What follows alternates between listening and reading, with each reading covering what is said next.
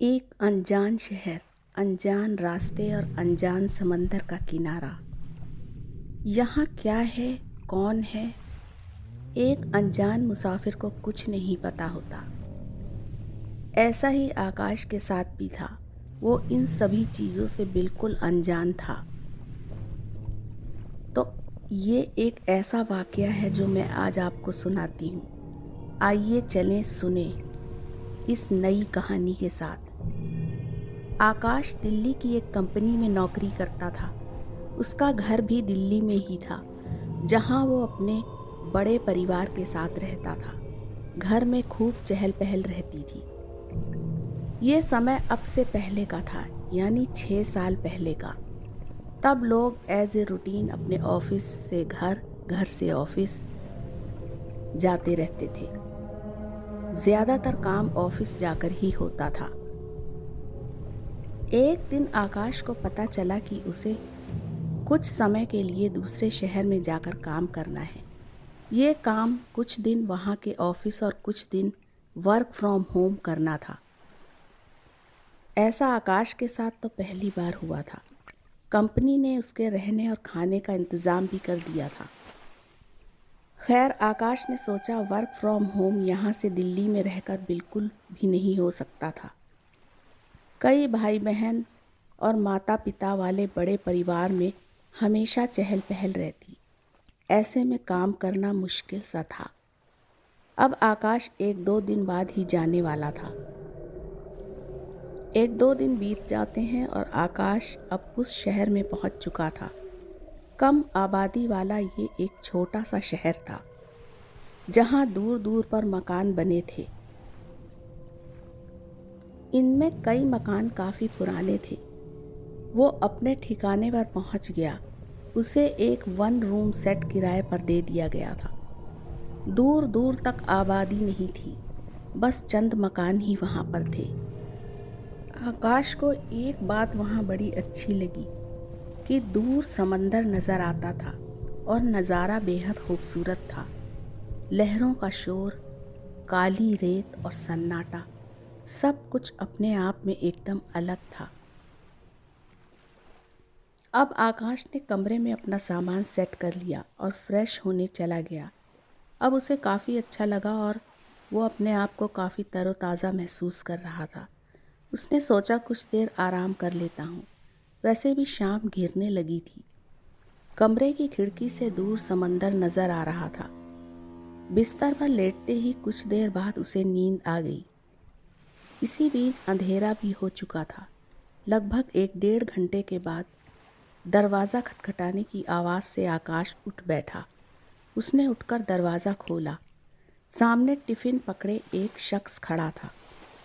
उसने आकाश को खाना पकड़ाया और ये कहकर चला गया कि वो अब कल आएगा।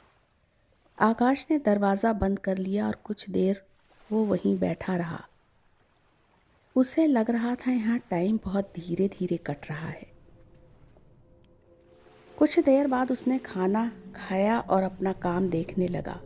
कंप्यूटर पर काम करते हुए उसे देर हो गई। उसने सोचा कि अब सो जाता हूँ और वो बिस्तर पर आकर लेट गया। नींद तो आ नहीं रही थी क्योंकि वो पहले भी काफ़ी सो चुका था। उसने एक किताब जो वो अपने साथ लाया था पढ़ने लगा। पढ़ते पढ़ते उसे कुछ देर बाद लगा जैसे कोई आवाज़ आ रही हो। ये आवाज़ ऐसी थी जैसे कोई सिसक रहा हो। अजीब सी आवाज़ थी। अब वो सिसकियाँ रोने में बदल गई। कोई धीरे धीरे रो रहा था। रोने की आवाज़ बढ़ती जा रही थी।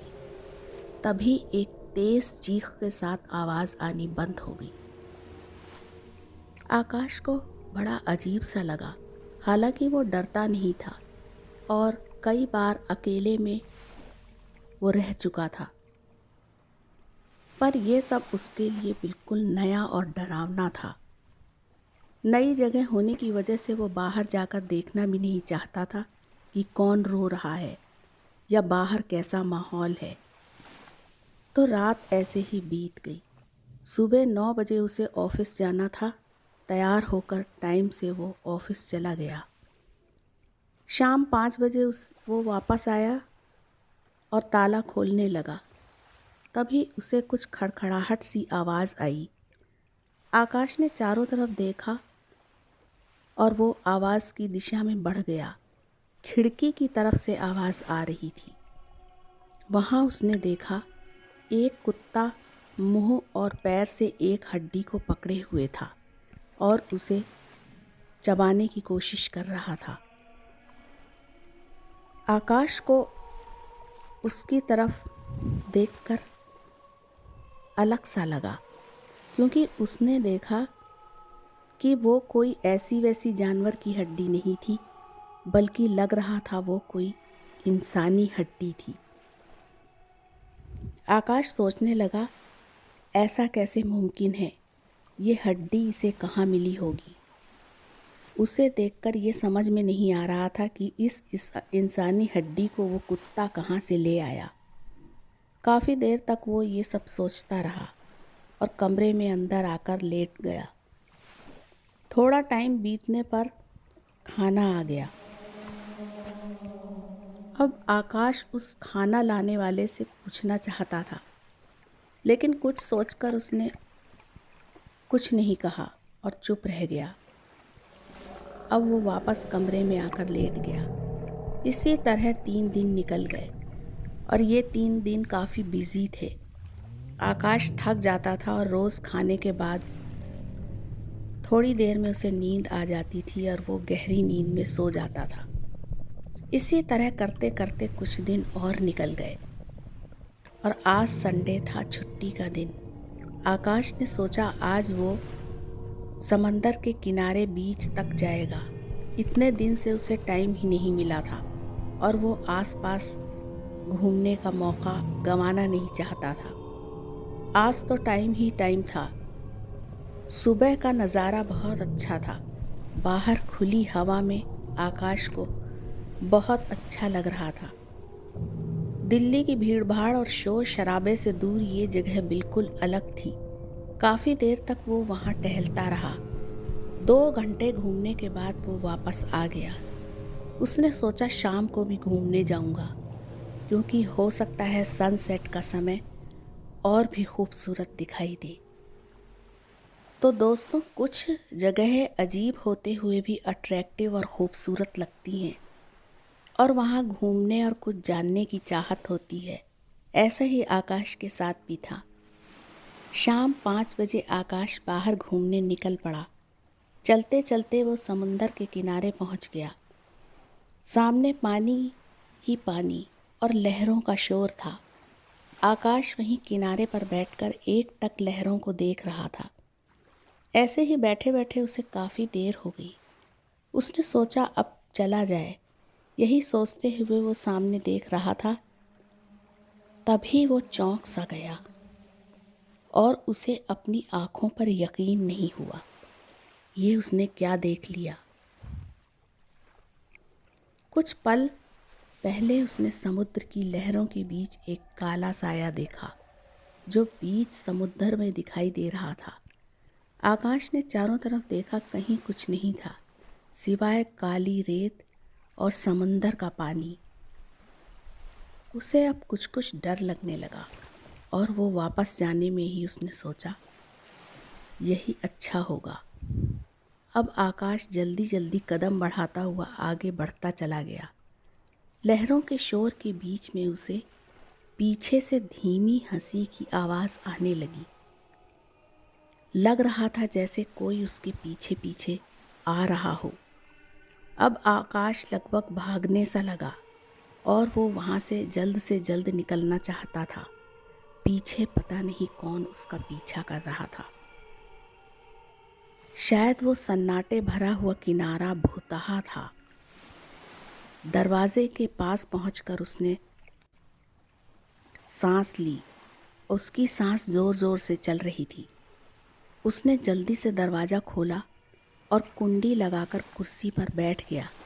उसे अजीब अजीब फीलिंग हो रही थी। पूरी रात उसने आंखों ही आंखों में काट दी। समंदर का शोर अब डरावना लगने लगा था और उसे कुछ समझ में नहीं आ रहा था कि ये सब क्या बला है। उसे आए हुए 8 दिन से ऊपर हो गए थे और कल दोपहर में उसे वापस दिल्ली जाना था।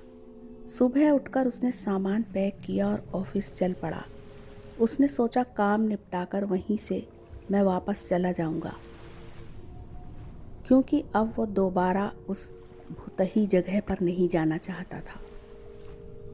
दोस्तों, इस घटना को बीते हुए काफ़ी समय हो गया है, मगर आकाश आज भी वो सब याद करके अजीब सा फील करता है। तो कुछ जगह खूबसूरत होते हुए भी खौफनाक लगने लगती हैं और अक्सर अनजाने में वो इंसान को डरा देती हैं। तो ऐसी ही कुछ कहानी आकाश की भी थी। कैसी लगी आपको ये कहानी? कहानी को लाइक, शेयर और चैनल को सब्सक्राइब ज़रूर कर दीजिएगा। अब मैं कहानी को यहीं ख़त्म करती हूँ।